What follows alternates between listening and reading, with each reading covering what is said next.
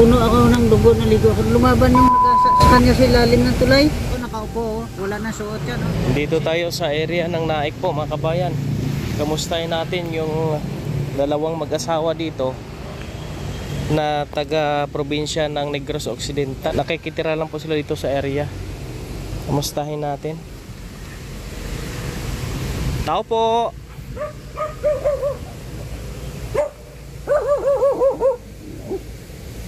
Tao! Tao dyan! Kamusta? Anong problema ka? Kakauwi ko lang, galing ako ng probinsya. Saan nga yung lugar mo sa Negros, kuya? Binalbagan. Taga Binalbagan nga pala si Kuya Francis. Nawa ako sa kanya, bro. Ano nangyari? Kasi ito, di ba, pag-alis mo lang, oh. Binasa sa ulit yan ng pinatindi na anak ko yan. Ano nangyari sa ano mo? Ito ako. Puno ako ng dugo, naligo ako. Lumaban yung sa kanya sa ilalim ng tulay. Hospital, hospital ako doon. Hospital ka? Oo. Tinulungan ako ng naka-tricycle dyan. Lumaban yung ano, binatilyo eh. Ngayon, lumaban ka sa gumalaw sa kanya? Oo, kasi yung tita ko eh, wala na sa damit. Galing ako sa Madrid doon, wala kaming bigas, kaya naiwan ko sa... Pagbalik mo, pagbalik ko, wala. araw, gabi? Mag-alas City na. Ng gabi? Oo. Totoo yan? Totoo yan. Doon ako galing sa Madrid. Sana si ate? Andyan o. Kamusta kayo dito? Kamusta ang buhay-buhay? May pagkain? Bunot ako ng kamuting kahoy kanina. Dito sa tanim mo? Sige, dyan lang. Ayun o. Sana si ate? Okay, tanongin daw natin.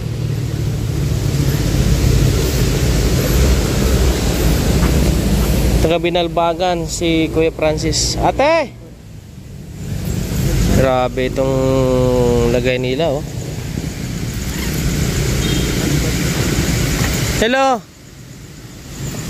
Kilala mo pa ako? Ha? Kilala mo? Parang di niya na ako kilala, oh. Kilala mo pa ako? Ha? Kamusta ka? Tumahina nga ang kamay ko. Ano, no? Walang lakas yung kamay mo? Ba't may sugat si darling mo? Ano nangyari? Ha? Sugat kami. Di, si darling mo ba? Ate, may sugat sa dito. Ano, pinokpok mo? Pinalo mo? Ha? Sinong gumawa nun? Sinong pumalo sa kanya? Wala kaming sabon. Wala kang sabon? Ano, kumain na kayo, kuya? Dito sila natulog, oh. Hindi ako kahapon sa mas palindi ng mga yung dito sa saka ano, yung mga atay at saka ano niluto ko. Bugas, may bugas pa kayo? Yan, kamuting kahoy. Kamuting kahoy yung... Grabe yung sitwasyon nila ni kuya dito, oh. Ano yan? Yan yung pagkain yung dalawa. Walang nagbibigay ng tulong dito sa inyo? Wala daw nagbibigay ng tulong dito. Problema ni Kuya Francis, si Ate Marisa talaga. Eh, marami daw gumagawa ng hindi maganda dito sa kanya. Binalbagan. Madadaan na lang namin yung lugar nyo, eh. Oo nga. Si Palay. Oo, mapunta ng si Palay. Ito bang kalan tayo daan, Mamaylan. Mamaylan, Binalbagan. Lima nga ako eh. Uwi ka na lang kaya doon sa inyo. Yun nga, tumawag yung kapatid ko kasi may kapatid ako na stroke. Sa probinsya? Diyan sa Kalamba, dahil hindi na yung makalakad, kundi lang katawan. Kaya tulungan ko nga yun. Dito nga inisip ko, ang hirap ko doon. Naisip mong hirap doon? Wala na kami kasi lupa yun. 8 taon na nasangla yun. Isip ko, baka paliyasin yun eh. Sa kasada kami matulog. Doon? Dito. Dito? Oo, kasi hindi ako nagwawalis yan. Mahirap mo yan pagka paalisin na kayo dito sa area na ito. Si Ate Marisa ang problema ni Kuya Francis. May bigas pa kayo dyan? bro, hindi pa na ano yan. Kuya Raymond, hindi pa na ano ng kamag-anak na yan. Wala talagang kamag-anak si Ate Marisa. Walang lumulutang na kamag-anak niya. Nawa ako sa kanya, baka matuloy ang uwi ko. Kaya pinapauwian ako ng nanay ko doon dito yung Dudley ng kapatid ko. Siya kung saan doon ano. Paano pag makauwi ka doon sa probinsya? No, iwanan mo yan dito. Yun ang inisip ko sana nga eh. May makatulong sa kanya. May dala sa sakwan. May dala sa pagamutan. Hindi kasi yan madala sa pagamutan ng katulang pamilya. Nawa nga po sa kanya. Siya inisip ko eh. Tapos ang kapatid ko pa. Oh, dami mong problema. Tapos yung sitwasyon mo dito, problema din. Hirap ang buhay namin sa probinsya doon. Paano nangyari? Nung nandito pa kami, O diba, wala pa yan? wala. Nung isang linggo pa. Nag-isang linggo. Kasi mga one month kaming umalis uli eh. Bumalik ng probinsya tapos bumalik kami ngayon dito. Ibig sabihin, bago lang yan? Oo, bago lang to. Ano ba nangyari sa asawa mo doon sa may tulay? Nanak ko wala sa dito. Pag uwi ko, dilim na. Tapos na doon sa tulay. Oo, pababa ako ng hagdan. Doon na siya nakaupo sa hagdan. Numutubad. Yung lalaki nandyan, paakyat. Eh, wala naman sa ibang kwan. Dalawa sila eh. Anong ginawa mo? Inabol ko siya. Eh siya may nakakuha ng bato eh. Nampas ako ng... Hinampas ka ng bato? Oo, dito. Dinala ka sa ospital niyan? Dito makbo siya. Inabol ko siya. Eh dinala ka ng ospital?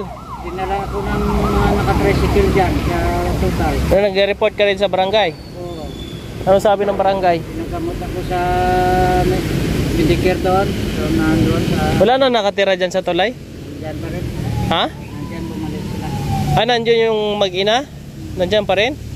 Eh paano nangyari na nandun si Ate Marisa? May mga tao din pala dyan. Umalis yan.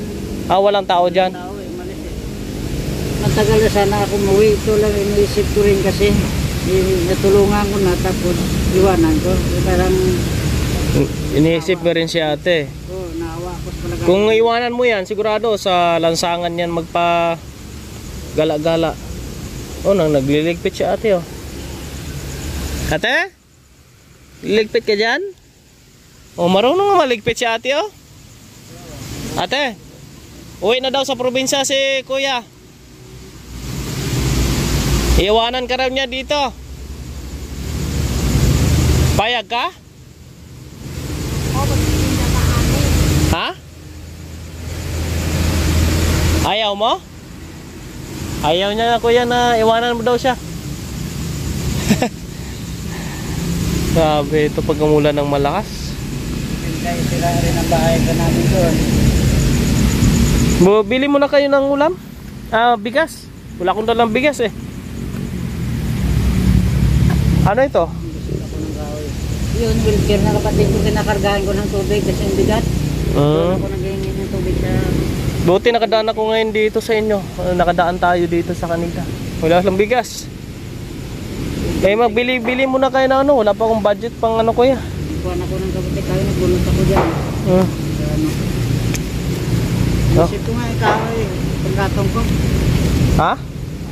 Kukuha. Bili ka ng pagkain mo. Pagkain nyo muna. Tapos Kuya Raymond, sana matulungan mo kung ano gagawin ko. Kaya ano. Oh. Magbili mo na ng pagkain. Magawa ko sa kaya ano Marisa. Siya talaga yung isip ko ngayon. Ayun nga, ang pamilya kasi ang kailangan dyan. Hindi natin manapanap yung pamilya niya. Kung dalhin ko siya sa probinsya, Kadalhin mo sa probinsya yan. may tatlo ang alagaan ko. Tatlo yung alagaan mo. Oo, kapatid ko ng lalaki. Nako, mabigat nga problema yan, Kuya Ang Francis. bahay namin, hindi pa naayos yun doon. Dahil nasira ng bagyo. Nanay ko matanda na kasi. Ibabae Hindi, mag-isip ka na lang na muna ng mabuti kung ano yung pinaka magandang gawin mo para naman ay makagawa ka ng magandang desisyon. Yun, tinalian nyo nga. Dito dumadaan ang ano sa kanya eh. Kahit nasira ko na to. Diyan dumadaan pala sa likod. Totoo ba talaga yan na meron gumagalaw sa kanya? Oo, totoo yan. Baka naman Dami nga nawa sa akin dyan sa taas eh. baka imahinasyon mo lang o baka gawa-gawa mo lang. Video ako ng dugo. Ito yung kwan ko. Video ako. Ah, Ito yung kwan ko. kawawa naman. Kasi wala ko rin ako dito. Wala ko. O ito yung sa kwan ko. Ayan po, no, ang sitwasyon nila dito mga kabayan, no. Andito pa rin sila. 2021 natin ito ginawa ngayon, wala nang dingding. Kasi ito, private kasi yung lupa. Yan, sinira ni ate din po ito. Kaya wala nang mga dingding. Ayun ngayon, dito sila uli. Ayan po mga kabayan, no. At yun na po ang pabisita natin dito. Daanan natin sila. Please follow my page and subscribe YouTube channel. Pa-share ang ating video at habang nandito tayo ay sinisilip po natin sila, ang madadaanan po natin. Nakakalungkot ang sitwasyon na po nila dito. Ano yan? Ako ng binayan. Yan, Ay grabe naman pala. Naligo akong dugo yan. Puno nga dugo dito yung lahat ng damit. Nakilala mo kung sino gumawa sa'yo? Hindi ko yan kilala. Dilin eh. Sus, grabe pala. Naligo akong dugo yan. Galing ko lang ospital yan. May mga dugo pa ilong ko. Mayroon pa nga dito. Grabe pala. Yan sao nakaupo. Wala na suot yan. Si Marisa to? Oo. Wala na suot yan. Inubaran siya? Oo. Wala na suot yan. Yan nakaupo. Yun ko nakita sa gabi yan. Doon sa hospital. Wala ako dyan. Ganun ang nangyari sa kanya. Bakit mo kasi iniwanan? Wala kami bigas. Wala makain. Pumunta ako sa Madrid. Naglakad ako. Dapat sinama mo siya o di mo iniwanan kasi maraming mga lukulukod dito. Nagmamadali nga gabi na. Baka sinado ng bahay. Pagdating ko sinado na nga. Balik ko wala pa sa dito. Grabe ito mga kababayan. Nakaupo na lang. Kaya mag-desisyon ka ng kung anong pwedeng mo sa'yo. Anong maging decision mo? Uwi kayo uwi ka ba doon sa probinsya o ano?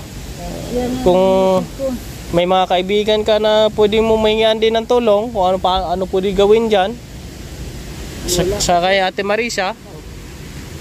Sabi nila daw dalhin ko sa DSWD. Try mo kayo dalhin sa DSWD. I-surrender mo doon. Sana dapat yung nakatawag rin. Kahit malayo ako na tanong-tanong kung nakabantay sa kanya Gusto mo rin pala na may communication sa kanya pagka nandun ka sa probinsya. Masaya ako pag bumalik na siya sa Nawa ako na iwanan siya. Hindi, pag binigay mo na sa DSWD yan, hindi pa natin alam kung tatanggapin ng DSWD yan. Kung dalhin mo yan doon, i-surrender mo, ay ikaw uwi ng probinsya, malamang hindi mo na siya makukontak. Oo, kasi nasa pangalagan na yan ng DSWD. Ang DSWD na po ang gagawa yan kung paano na mahanap yung pamilya niyan. Tayo nga, nahirapan tayo. Hindi natin alam kung saan, taga saan yan o sino mga pamilya ni ate. Yan lang gagawin mo kuya. Pag-isipan mo muna kung anong magandang gawin para di ka mahirapan. Inyong maaasahan, kaibigan at sandalan, kailanman di nagsawang tumulong sana